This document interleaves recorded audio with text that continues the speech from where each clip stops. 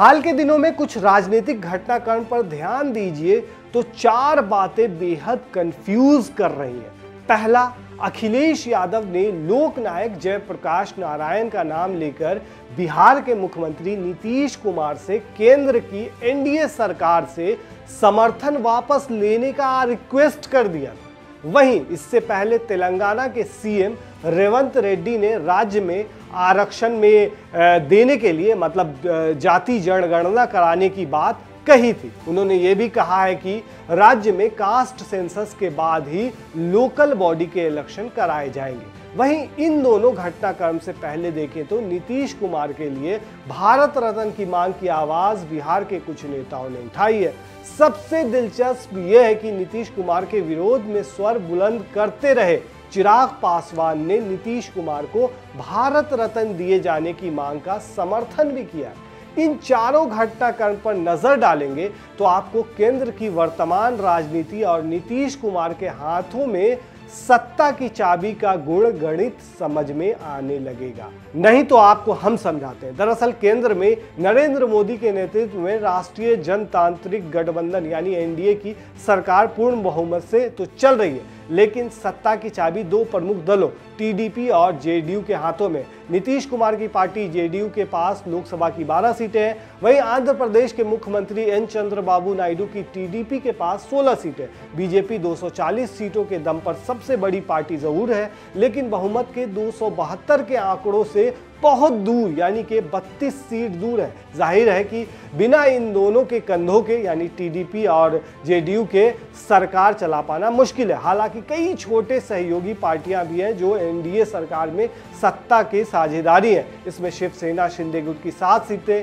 लोक जनशक्ति पार्टी की रामविलास की जो है वो 5 सीटें और भी बहुत सारी पार्टी हैं। अजीत गुट की जो पार्टी है एनसीपी उसकी 1 सीटें।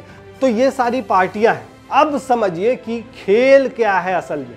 दरअसल विपक्ष में कांग्रेस की 99 सीट, समाजवादी पार्टी की 37 सीट, टीएमसी की 29 सीट, डीएमके की 22 सीट, शिवसेना उद्धव गुट की 9 सीट, एनसीपी शरद पवार गुट की 7, राजद की 4 सीटों के साथ अन्य छोटी दलों का सपोर्ट भी है और इनको कुल मिलाकर 231 की संख्या हो जाती है। ऐसे में स्वाभाविक तौर पर छोटे दलों में जो बड़े दल है जैसे टीडीपी और जेडीयू, इनके साथ आए बगैर केंद्र में विपक्षी गठबंधन की सत्ता की ख्वाहिश कभी पूरी नहीं हो सकती है। ऐसे में अखिलेश ने जेपी के नाम को आगे कर नीतीश कुमार के लिए सियासी दाना डाला है और मोहरा बनाने की कोशिश की है। वहीं रेवंत रेड्डी ने जातिगत जनगणना की चाल चलकर नीतीश कुमार को इंडिया अलायंस की ओर झुकाने की कवायद की है, क्योंकि नीतीश कुमार भी जातीय जनगणना के समर्थन में है। खास बात है कि अब तक इसको लेकर केंद्र सरकार की ओर से कोई स्पष्टता भी नहीं है कि इसके पक्ष में है भी या नहीं। ऐसे में नीतीश कुमार को एनडीए से जुदा करने की चाल के तौर पर इसे देखा जा रहा है। ऐसे भी कहते हैं ना कि राजनीति में ना तो कोई अस्थायी दोस्त होता है और न ही दुश्मन। सारा कुछ वक्त की परिस्थितियों पर निर्भर करता है और सत्ता के समीकरण इसी से साधे जाते हैं। कब कौन किस पाले में चला जाए और कौन सा सत्ता समीकरण धराशायी हो जाए और कौन सत्ता के शीर्ष पर पहुंच जाए, ये वक्त के सिवा सिर्फ वो नेता ही जानते हैं जो इस खेल में रहते हैं। जम्मू कश्मीर में बीजेपी की विपरीत विचारधारा वाली महबूबा मुफ्ती की पीडीपी के साथ वर्ष 2014 में जब बीजेपी ने सरकार बनाई थी तब भी ऐसा ही कहा गया था और इसी समीकरण को कॉमन मिनिमम प्रोग्राम की आड़ में जायज ठहराया गया था। जब लालू प्रसाद यादव के धूर विरोधी कहे जाने वाले नीतीश कुमार ने 2015 में साथ आकर बिहार में बड़ी जीत हासिल की और सरकार बनाई तो बीजेपी विरोध के नाम पर इसे नैतिक ठहराया गया था। वहीं भारतीय जनता पार्टी से विरोधी विचारधारा की बात करते हुए भी नीतीश कुमार बीते 19 वर्षों से सत्ता में साझेदार हैं, तब भी इसको जायज ठहराया जाता है। इसी तरह तेलुगु देशम पार्टी यानी टीडीपी ने मोदी सरकार का विरोध करते हुए 2019 लोकसभा चुनाव से पहले वर्ष 2018 में एनडीए का साथ छोड़ दिया था और अब फिर से सत्ता में साझेदार है। इससे पहले नीतीश कुमार कभी पीएम मोदी के धूर विरोधी तो कभी दोस्त हो जाते हैं। वक्त के साथ बदलता मन भी कई सवालों को जन्म देता रहा है। आपको बता दें कि 2009 के लोकसभा चुनाव के दौरान नीतीश कुमार ने बिहार में मोदी को प्रचार करने के लिए आने नहीं दिया था। इसके बाद 2010 के विधानसभा चुनाव के दौरान भी नीतीश ने मोदी को बिहार में प्रचार करने नहीं दिया था।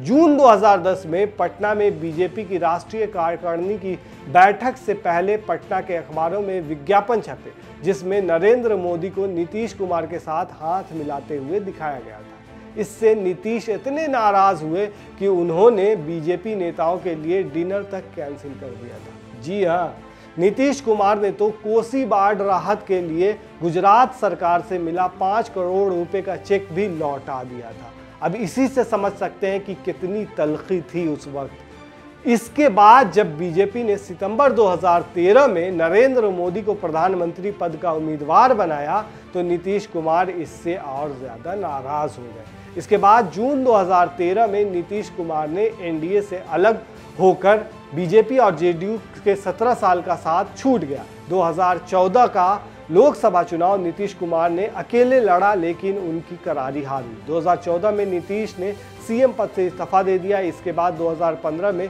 विरोध होते हुए भी लालू यादव के साथ हो लिए और विधानसभा चुनाव में जीतकर सत्ता हासिल कर ली, मतलब सरकार बना ली। नीतीश लालू की जोड़ी 2017 तक चली, पर नीतीश कुमार फिर एनडीए के साथ आ गए। एनडीए में आने के बाद 2019 तक लोकसभा और 2020 का चुनाव साथ लड़े। 2020 में बनी एनडीए की सरकार 2022 तक चली और नीतीश कुमार ने फिर तेजस्वी यादव के साथ सरकार बना ली। इसके बाद फिर 17 महीने के बाद नीतीश कुमार एनडीए के साथ आ गए। वहीं नीतीश कुमार की तरह ही चंद्रबाबू नायडू और बीजेपी के बीच उतार चढ़ाव भरे रिश्ते रहे हैं। टीडीपी 2018 तक मोदी सरकार के साथ रही थी, लेकिन मार्च 2018 में मोदी सरकार के खिलाफ संसद में अविश्वास प्रस्ताव पेश कर दिया। 2019 में नायडू अलग लोकसभा चुनाव लड़े, लेकिन उनकी पार्टी की बुरी गत हो गई। बहरहाल एक बार फिर अब वो एनडीए के साथ है और इस बार उनके पास सीटों की अच्छी खासी संख्या है। दरअसल सरकार में बने रहने के लिए मोदी सरकार को 272 सीटें जरूरी है। बीजेपी की 240 के साथ टीडीपी की 16 और जेडीयू की 12 सीटें मिलाकर 268 का आंकड़ा पहुंचता है। बाकी 24 सीटें दूसरी पार्टियों की है। अगर एक भी पार्टी ने साथ छोड़ा तो एनडीए के पास बहुमत तो रहेगा, लेकिन सरकार कमजोर हो सकती है। अगर टीडीपी साथ छोड़ती है तो एनडीए के पास 276 सांसद बचेंगे। सरकार बहुमत में तो रहेगी, लेकिन बहुमत से कुछ ही सीट अधिक रहेगी। इससे समस्या हो सकती है। अब समझिए, नीतीश की जेडीयू अगर अलग होती है तो 280 सीटें बचेंगी। ऐसी स्थिति में एनडीए के पास बहुमत तो रहेगा, लेकिन सरकार कमजोर और विपक्ष मजबूत हो जाएगा। अगर दोनों पार्टियां साथ छोड़ देती हैं तो एनडीए सरकार बहुमत खो देगी। टीडीपी और जेडीयू के पास 28 सांसद हैं और दोनों के जाने का मतलब होगा कि एनडीए के पास 264 सीटें ही बचेंगी, यानी बहुमत से 4 सीटें कम।